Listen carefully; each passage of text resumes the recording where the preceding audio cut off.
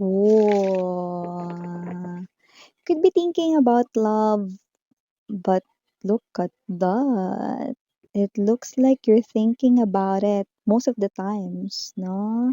Parang ito yung topic na hindi rin mawala-wala sa isip mo, no? You could be asking yourself about love, or you could be puzzled, no, about love.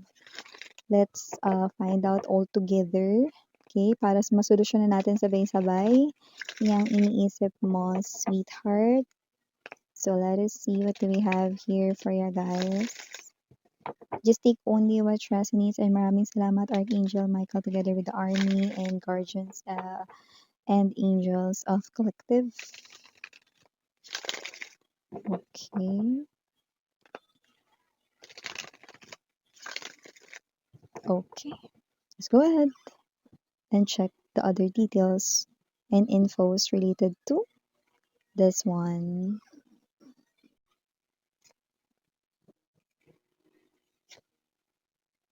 Oh,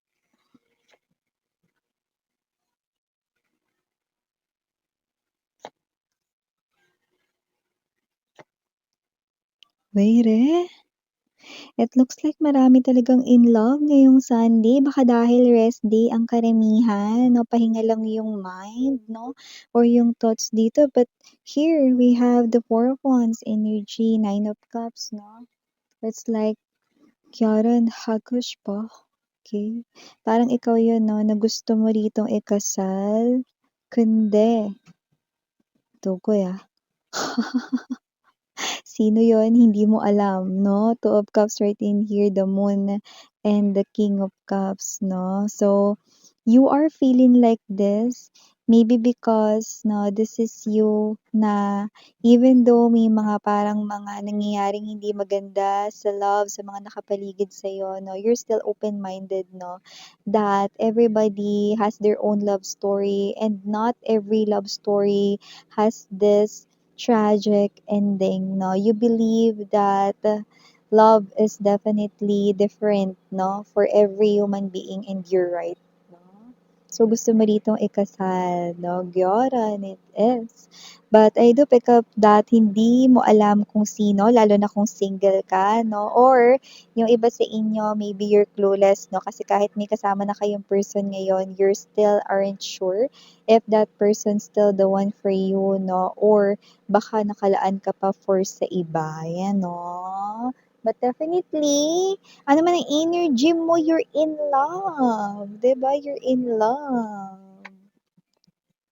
Yeah, masarap yung pakiramdam ng kasal at ikinakasal ka sa taong mahal mo, 'di ba? Three of Three of Cups right in here. Ace of Swords, definitely. I see contract, marriage contract it is, okay? We're not talking about marriage or the wedding ceremony itself. We're talking about being with someone, okay, who will hold your hand no matter what happened up until your last breath on earth. That's that kind of marriage you're telling me. Wow. Wow. Queen of Cups energy right in here in the King. We have the King and the Queen of Hearts. Hmm. Kyaran. Wow. What out the deck? Six of Swords. Hierophant. Definitely, you will marry the one you love, sweetheart. That's for sure. That's for sure. Wow. Wearing that gown na pinili mo or wearing that suit na pinili mo, and kahit anong klase ng ceremony as long as ang importante yung taong nasa tabi mo habang ikinakasal ka. Oh, 'di ba? Wow, definitely you're in love, Rita sweetheart. So before we dive more dito sa reading na to, no, let me just make bati everyone first.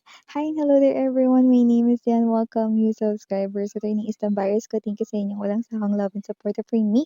At kung hindi nyo pala meron pa po tayong other channel, link down below sa ating description box. If interesado, no, i-click lang yung link dyan para mapunta kayo doon, mahala. Pwede rin kayong tumambay doon. Timeless ang ating mga readings, no? Kahit na super tagal na uploaded yan, kahit siglo pa yan uploaded dyan. Kung tinatawag ang atensyon ninyo, baka yun pa lang yung right time para marinig mo yung mga nakapaloob na mensahe or messages there. Okay, at yun nga, nawala tayo dito, no, na gender, by lalaki, LGBT, lahat ay welcome. So just take only what trust needs. I repeat, this is not just the wedding ceremony itself, but the real meaning of marriage. Being together with someone here who, okay, will love you up until the end of time. And you will be with that person. That's for real.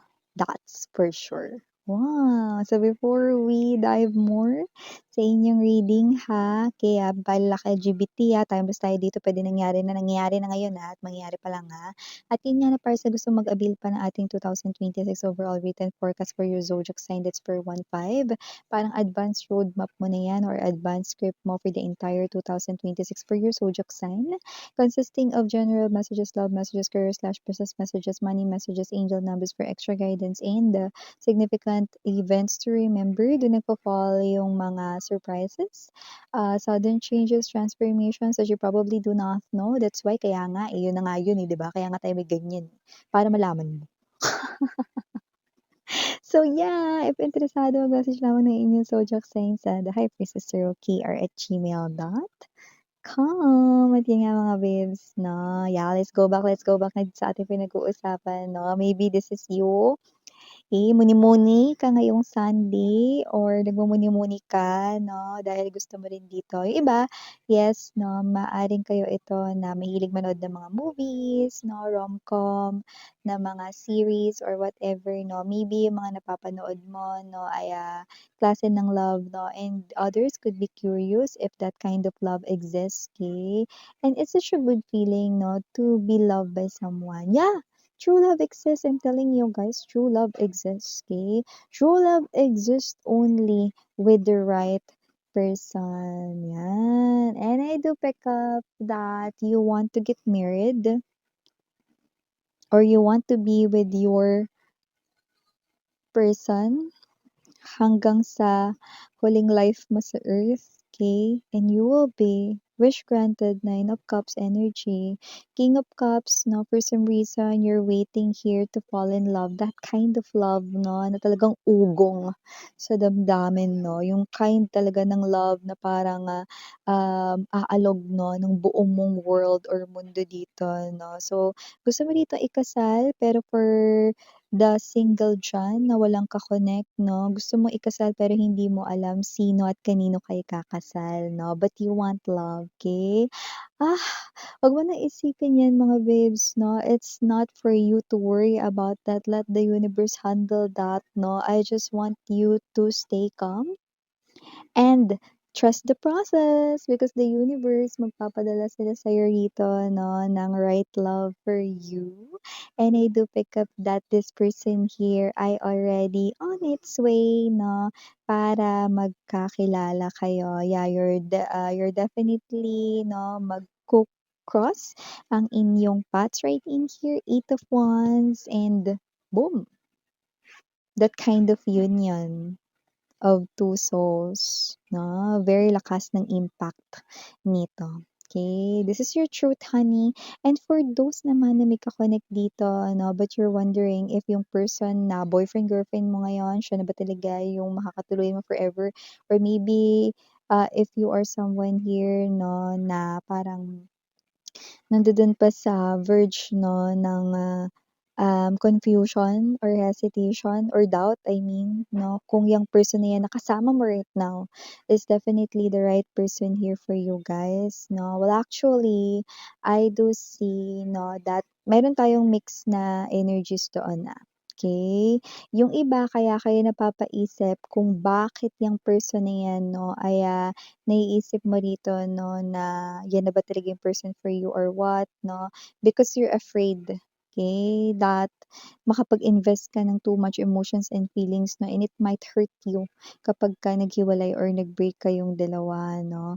So, yun yung iba ninyong iniisip. Yung iba naman, okay, maaaring kayo ito 'no, na kaya kayo rito lalo na yung mga malalakas ang intuition 'no, kapag iba yung nararamdaman ninyo and you're bothered, like ibang bothered talaga, like you feel uncomfortable, then definitely, okay, meron pa ritong, person na paparating para sa'yo. It's a new person right in here 'no, okay. Whether you are eyeing for new love or whether you are trying to figure out if the person na nasa buhay mo na ngayon is you're the one, definitely alinman 'no, you're heading towards happily ever after just like kung ano ang na-experience ni Snow White with his or her Prince Charming, okay, or just like kung ano yung na-experience 'no ng mga Disney princesses 'no, yeah, definitely you will. That's the promise of Ten of Cups energy. So I do pick up that you're meant to be with your true love. Hierophant energy is an energy right in here of higher level of commitment, and this person here is willing to give you that emotional stability. Only yours for the taking. Six of Swords energy. This person right in here will be your listener. This person right in here will always try to understand you even if may mga maaalon pang mga circumstances no surrounding you or ng inyong connection in the future. This person will be your comfort zone. This person right in here is your perfect match, and I do pick up that both of you embodies right in here same energies no to katcha. Parehas kayo dito. If you're looking for love, this person as well is looking for love, and you know, you will definitely find each other in an unexpected place and in an unexpected time. What do you mean by that, Miss Yan? Are you trying to make me wonder like kagaya sa mga movies? Ani? No? Hindi ganon. Ang ibig ko sabihin ay literal na makikilala mo ang taong ito sa puwedeng hindi masyadong magandang sitwasyon na kan mo or kapag may problema ka, dun siya rito mo makikilala 'no, or dun mo makikita 'no, ang taong ito na siya yung para sa'yo. It's either this person here makilala mo siya literal sa araw na may pinagdadaanan ka or sa panahon na may pinagdadaanan ka. Pero puwede rin naman na kilala mo siya tapos yung unexpected time or unexpected place ay yung, ipakikita niya rito, okey? Sa pamamagitan 'no ng paglapit sa'yo 'no at, pagbibigay ng comfort sa'yo, dun mo mararamdaman na siya ang iyong the one, yan. Okay. So, yeah, kasi naman 'tong energy na 'to, definitely you are the king and queen of hearts na 'no. Till I dream that you've danced forever, you know. You've danced kasi sa inyo yan. So, definitely ito yung magiging kasama mong sumayaw sa saliw ng life or tadhana 'no, at hindi niya dito ile-let go ang iyong hand. Mapaano mang klase ng rhythm yung life, mapa-tango man 'yan, handa siyang sumayaw diyan 'no, basta kasama ka niya. Ay! Oh, yeah, balanse itong tao na 'to at saka patas siya, fair and square siya rito sa mga desisyon na ginagawa niya at, marunong siyang makinig, 'yan. Maintindihin din itong tao na 'to, okey? Parehas kayo, hinahanap mo yung love, hinahanap niya rin yung love 'no, yun nakikita natin dito, okey? Gusto mo ikasal, gusto niya rin ikasal, and yeah, you will definitely marry each others. So yeah, for the initials right in here, yes, we do have. We have C, M, L, D, S, P, E, A, F, and last but not least, we have the letter K. So yeah, these are all the messages we've got right here for you, honey. Again, I'm Yuriana on me. Sarang love and light. Annyeong.